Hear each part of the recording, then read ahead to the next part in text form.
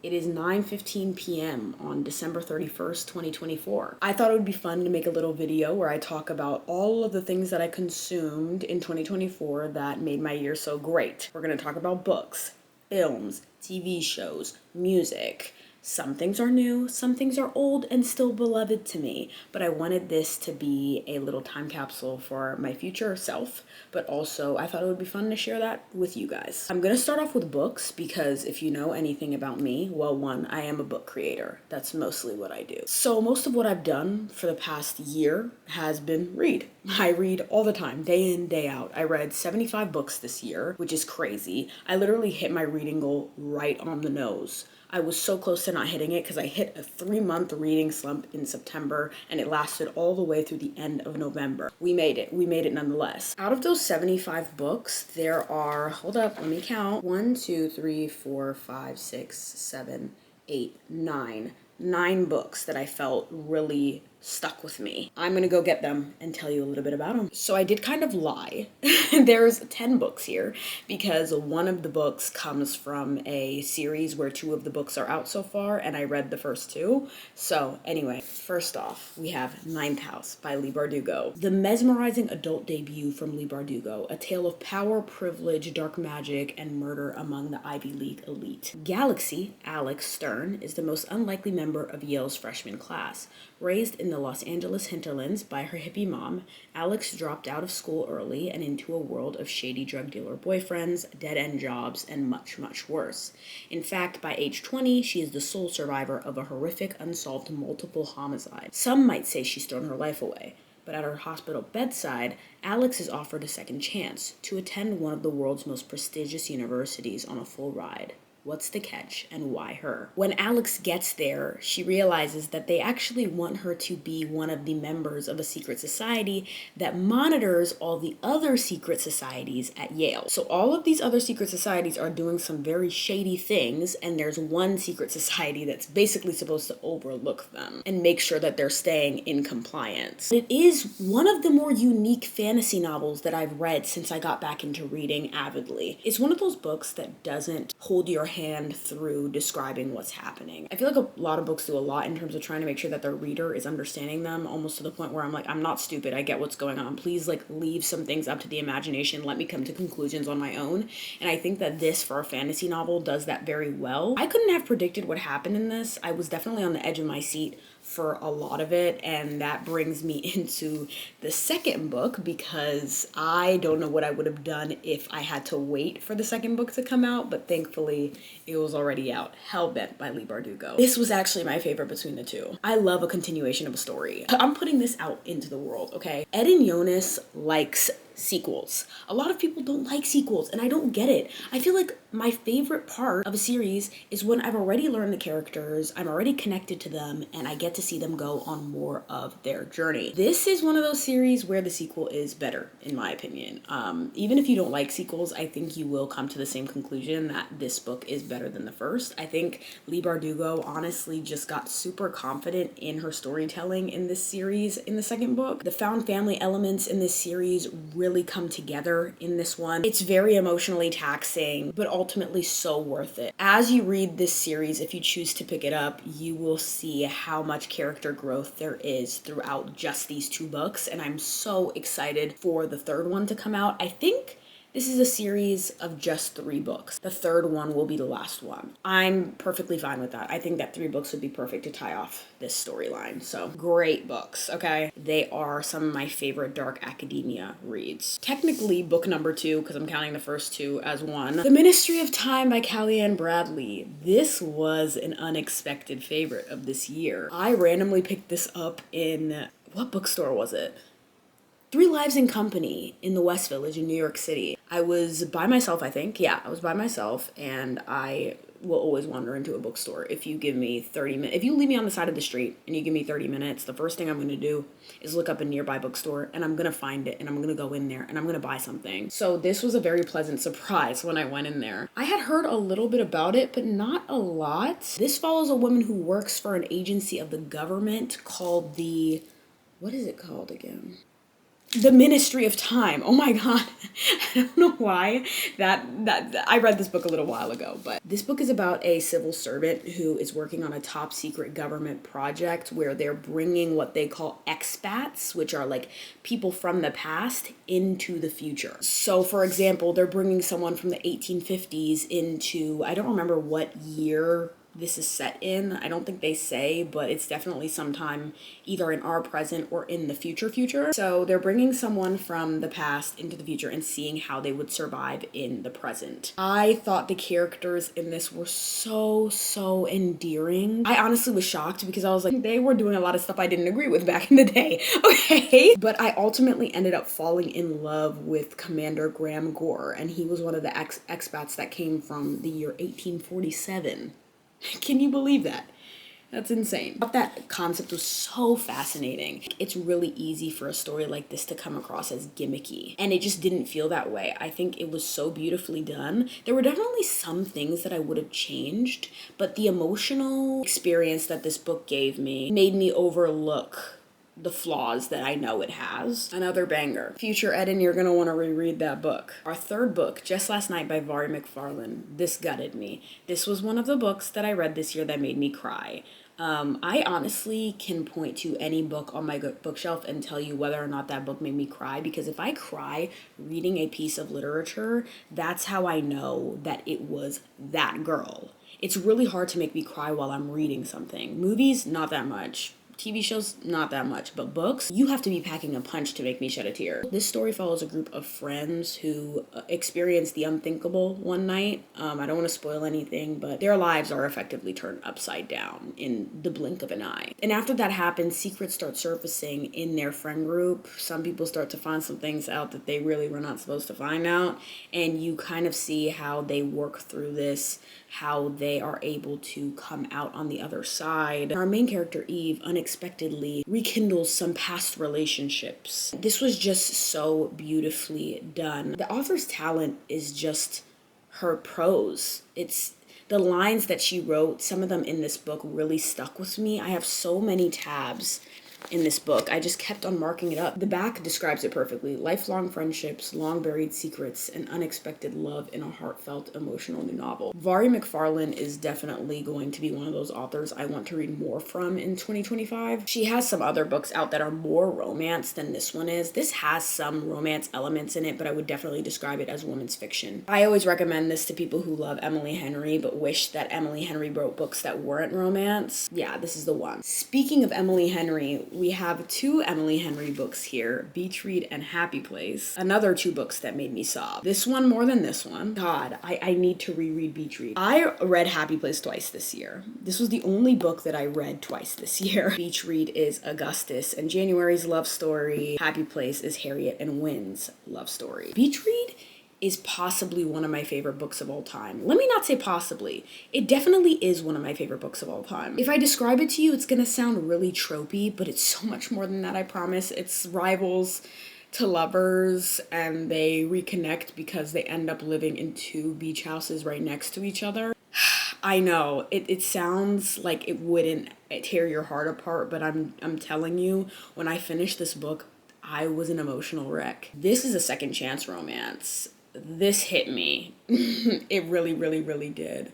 Especially because I read this just a few months after I experienced a breakup, and if you've read this, you know that was not a good time to read this book, or a great time to read this book, depending on who you're asking. Hands down, some of my favorite books ever, and also, obviously, my two favorite Emily Henrys. Next, we have The Invisible Life of Addie LaRue by V.E. Schwab. I was, again, crying. Like, do you see what I mean when I say impact? That's what I mean. The Invisible Life of Addie LaRue follows a young woman named Addie LaRue who at a young age makes a deal with the devil to live forever, except what she gave up was her ability to make genuine connections with people, because every time she leaves somebody's line of sight, they forget her. So begins The Invisible Life of Addie LaRue, shadow muse to artists throughout history, forgotten friend, confidant, and lover, slipping away with the morning light. Addie passes through lives desperate only to leave a trace of herself, until the day she walks into a small bookshop in Manhattan and meets Henry, who who remembers her. This was over 500 pages of just gut-wrenching nonsense, okay? Not nonsense, this is perfection. I was disgusted with V.E. Schwab after I read this. Like, how could you do this to me? This was my first V.E. Schwab book that I ever read, and it made me commit to reading every single book that she's ever written. I have a long way to go, but this started the journey. We're gonna finish the journey. Trust me on that. Parable of the Sower by Octavia E. Butler. This is about a 15-year-old girl named Lauren who has this condition called hyperempathy, a debilitating sensitivity to other people's emotions. This is set in a world ravaged by climate change and war and just like all of the things that we're so deathly afraid of but continue to do. What's really freaky about this book is it's set in the early 2020s. I read this book in 2024. Guess when this book starts? In 2024.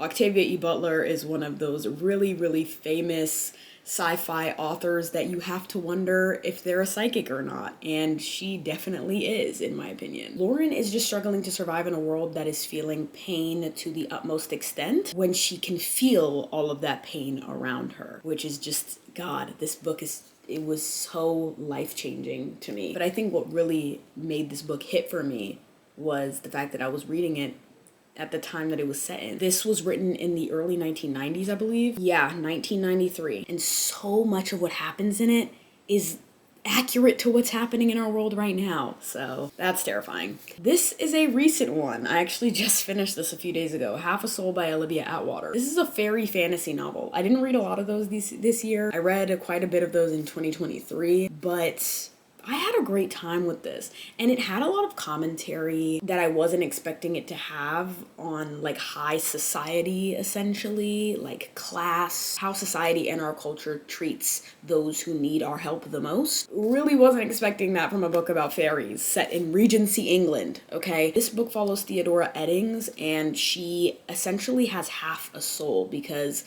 when she was younger, a fairy came to her and was like, "Snatched, I'm taking your soul." And she was like, "No, don't take my soul." So he was like, "Okay, well, you kind of stopped me in the middle of this process. So I actually have half now. Good luck."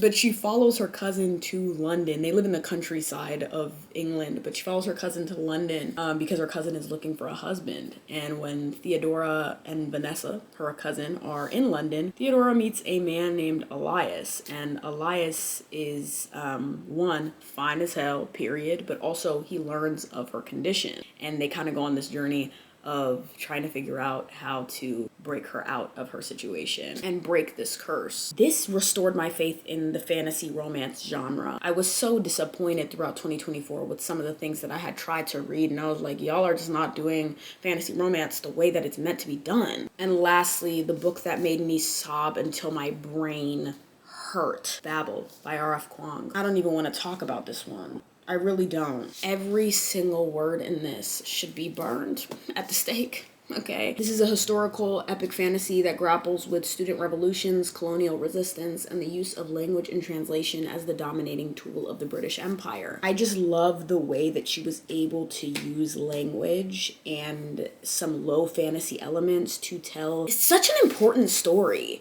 Babel's full title is Babel, or the Necessity of Violence, an Arcane History of the Oxford Translators' Revolution. It really makes you think about your place in society, how you contribute to harmful cycles, to harmful institutions. Each of the characters in this either represents you as a whole when you add them all together, or you resonate more with one of them than the other. I think that everybody on this earth could relate to at least one of the characters in this book. R.F. Kuang writes a political fantasy like no other. The last line of this had my head hurting. Like, I was an emotional wreck. That concludes the book segment of this time capsule. Let's go on to films. I didn't want this to be perfectly curated. I just wanted it to be things that came to the top of my mind, things that I just really felt impacted me enough that I wouldn't need to go back and check, that I just remember them off the top of my head. Starting off with We Live in Time, starring Andrew Garfield and Florence Pugh. I had the pleasure of seeing that film early, about a month early, in New York City, and after the screening ended, I got to watch a Q&A with Florence Pugh and Andrew Garfield and the director, John Crowley. That was one of the most insane experiences ever. I couldn't believe I was invited to that, first of all. I was like, do they know? Did I receive this email by accident, I was shook to my core, especially because it was one of my highly anticipated films of the year. We Live in Time, God, that movie, I've only seen it once, and it was at that screening. I'm gonna rewatch it again now that I think it's on streaming. Florence and Andrew gave the performances of a lifetime. I think it was both of their first times playing parents, if I'm not mistaken. That essentially was just a story of a woman who doesn't want to be forgotten. A wonderful, beautiful love story, and unfortunately a story of how illness can get in the way of you achieving all of the things that you wanted to achieve in your life, whether that be professionally or personally. I was not the same when I walked out of that movie. I've always wanted to dabble in acting. That's always been something I've been super interested in. And I think when I left that film, I had a reignited passion for the art of acting. I was just so enamored with the entire thing from beginning to end. The approach that the director took to that film made that film. Next up, The Hunger Games. I think I watched The Hunger Games films 1 through 4 2 times this year. I'm gonna rewatch those movies every single year, multiple times a year. They are some of my favorite movies of all time. I literally have a Hunger Games poster behind this camera right now. Those stories have been with me since I was 11 years old. I'm never gonna let them go. I'm so excited for Sunrise on the Reaping this year. A movie that I watched recently that instantly became one of my favorites was Stay the Night, starring Andrea Bang and Joey Scarpolino. This was a romantic drama that for half of it, I was like, where the hell is this going? But then it ended up actually being one of my favorite movies. I think it just takes the idea of what you would expect a romantic drama to be and turns it on its head. I just went into it accepting it for what it was, and I thought it was just such a beautiful story about a woman who is honestly not the most confident in herself, and a guy who's not the most confident in themselves, and how they're able to help each other in one night find themselves. The story took place over one singular night. They meet at 10 something p.m. and they're together until dawn. And I thought that was just like such a unique approach. I loved that movie, and it's gonna be with me forever. I'm gonna rewatch that until they take it off of all streaming platforms. Another film that I rewatched this year and is one of my favorites of all time is The Martian, starring Matt Damon. Since this film came out in 2015, I think I've rewatched it every single year. I always tell people that it's my Interstellar. That may offend Interstellar fans. I think Interstellar is a wonderful movie, but The Martian has just always been my girl. I have had an obsession with space my entire life.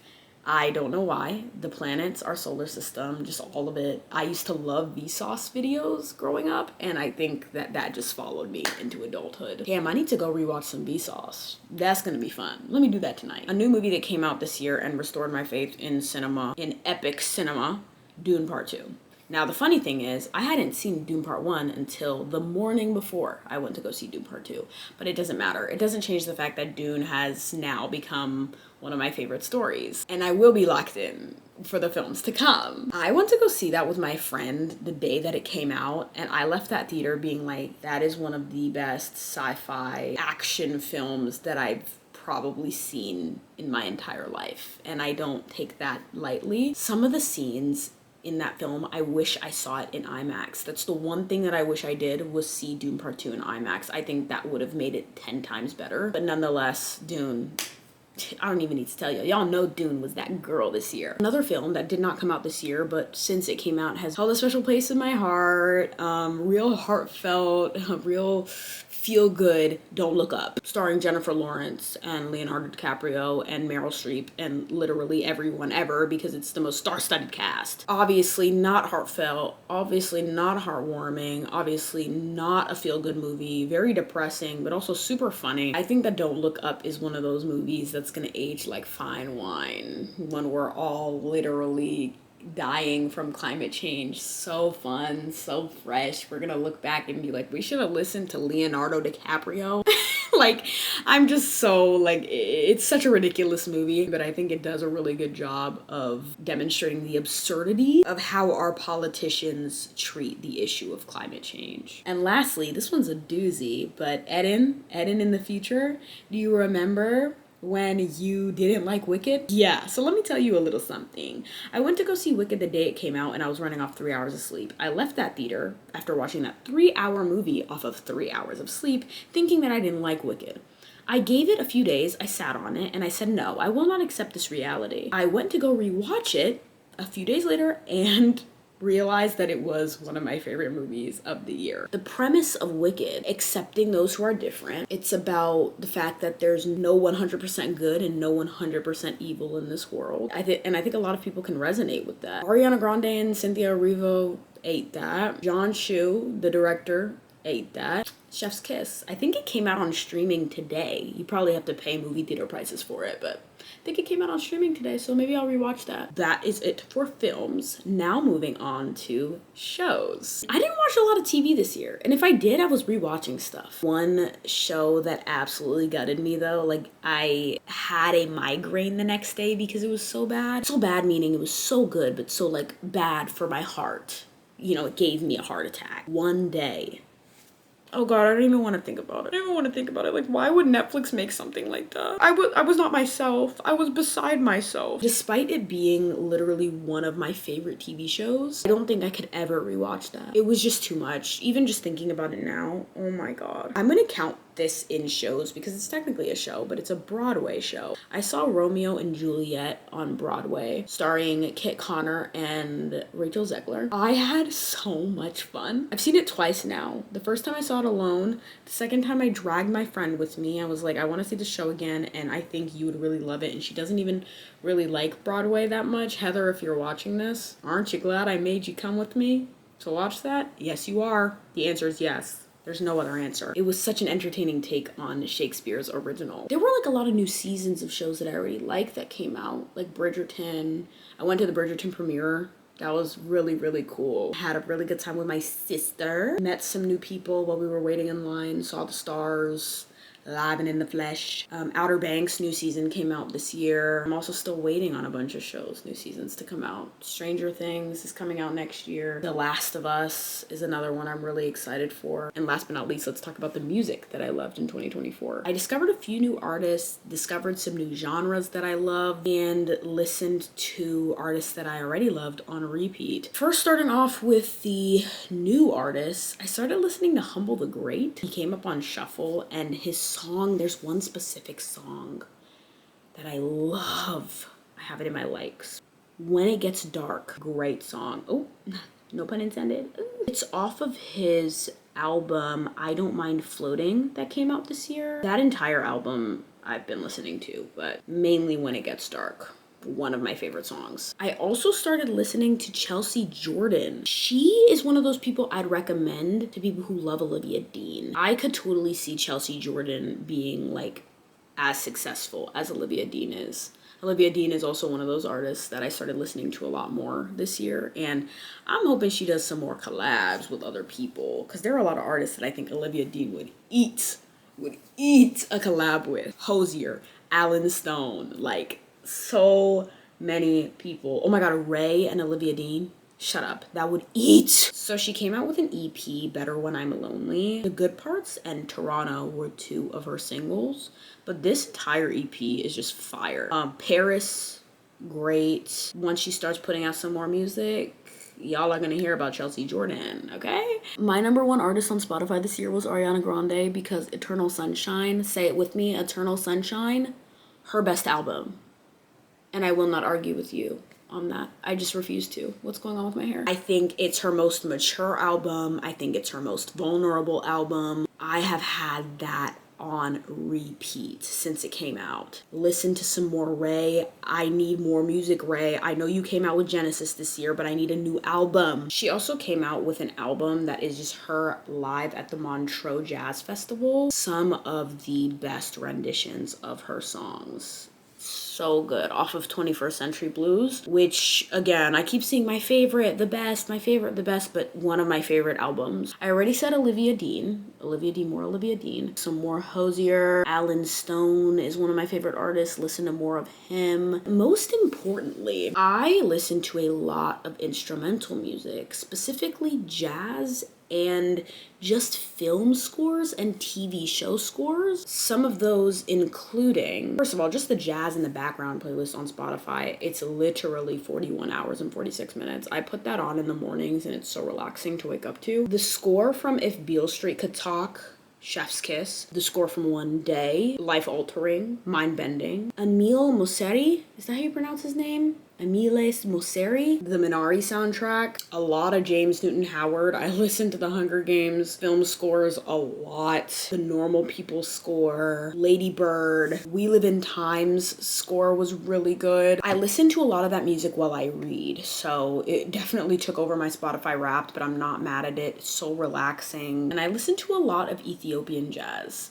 I'm Ethiopian myself, and should have been listening to Ethiopian jazz more before this year, and I've been enjoying that journey. A really good music year for me. I listened to so much more music than I did the year prior. That is all that I have. I really want to continue doing this in years to come. Only a couple more hours until midnight, and 2025 will be here. I usually feel weird in the last few hours of a year, but I feel especially weird right now. I think it's just because so many dreams that I had came true in 2024. And so I have a real special connection to a lot of the things that I consumed this year. More amazing things to come in 2025, more amazing books to read, movies to watch, and music to listen to. I look forward to seeing y'all same time next year. To you and to future me, see ya. Bye.